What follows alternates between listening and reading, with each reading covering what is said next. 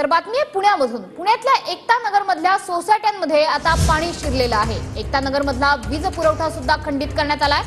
अनेक नागरिकांना आधीच इथून सुरक्षा स्थळी हलवण्यात आलंय।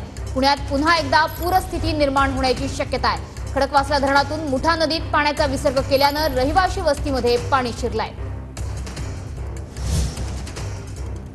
आपले प्रतिनिधी प्रदीप कापसे सध्या आपल्या सोबत आहे। प्रदीप, पुन्हा एकदा पुण्यामध्ये पूरस्थिती बघायला मिळते, काय सांगशील? मनस्वी अगदी बरोबर आहे। खरं तर सध्या तुला दाखवतो की सोसायट्यांमधला वीज पुरवठा जो आहे तो खंडित करण्यात आलेला आहे। त्यामुळे पहिल्या मजल्यावरती राहणाऱ्या लोकांना सुरक्षित ठिकाणाहून या ठिकाणाहून स्थलांतर जे आहे ते केलेलं आहे।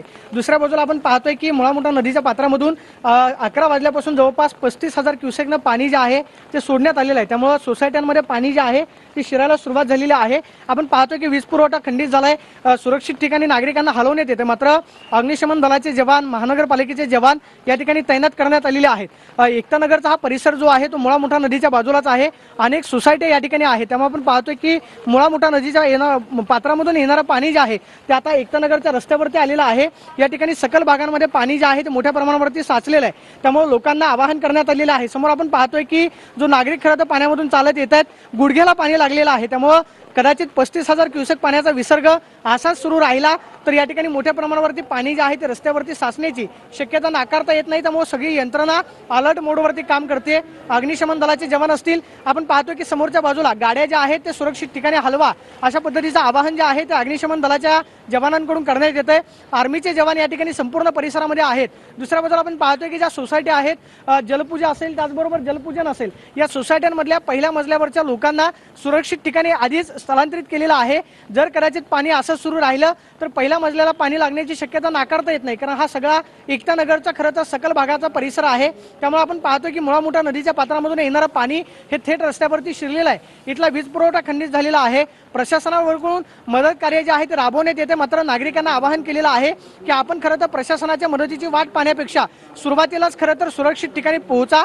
अनेक नागरिक खरं तर टाळाटाळ करत होते, मात्र नागरिकांना आवाहन केल्यानंतर अनेक नागरिक जे आहेत ते खरं तर सुरक्षित ठिकाणी स्थलांतरित झालेले आहेत। मात्र दुसऱ्या बाजूला आपण पाहतोय की रस्त्यावरती हे सकल भागांमध्ये पाणी शिरतंय, तर दुसऱ्या बाजूला आर्मीचे जवान असतील, महानगरपालिका असेल, त्याचबरोबर पाटबंधारे विभागाच्या कर्मचाऱ्यांनी बोटी ज्या आहेत ते या ठिकाणी तैनात केलेल्या आहेत। आपल्याला माहिती आहे की खडकवासला धरणसाखळी क्षेत्रामध्ये जवळपास रेड अलर्ट म्हणजे अतिवृष्टीचा इशारा जो आहे तो देण्यात आलेला आहे। पाऊस काही केला थांबत नाही, त्यामुळं पाटबंधारे विभागाला पाणी जे आहे ते नदीपात्रामध्ये सोडणं आवश्यक आहे। त्यामुळे आपण पाहतोय की 11 वाजल्यापासून 35,000 क्युसेकनं पाणी जे आहे ते नदीपात्रामध्ये सोडलेलं आहे।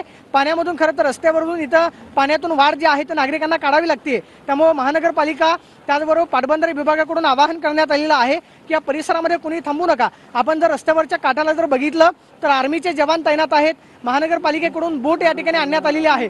जसं जसं पाणी वाढेल तसं बोटीच्या साह्यानं मदत कार्य जे आहे ते राबवलं जाईल। मात्र सध्या तरी 35,000 क्युसेकनं पाणी जे आहे ते सोडलेलं आहे। आपण खरं तर ज्या पाण्यामधून आलो तिथून हा सगळा परिसर जर पाहिला तर आपल्याला रस्त्यावरतीच नदी पाहायला मिळते। एवढ्या पाण्यातून आपण आलेलो आहोत। ही सगळी परिस्थिती एकता नगर मधली आहे। त्यामुळे नागरिकांनी सुरक्षित राहणं, सतर्क राहणं आवश्यक आहे, कारण पावसाचा जोर असाच राहिला तर पाण्याचा विसर्ग जो आहे। आता पुण्यातल्या एकता नगर मध्ये रस्त्यांना नदीचं स्वरूप आलेलं आहे। पुणेकर सध्या रेड अलर्टवर।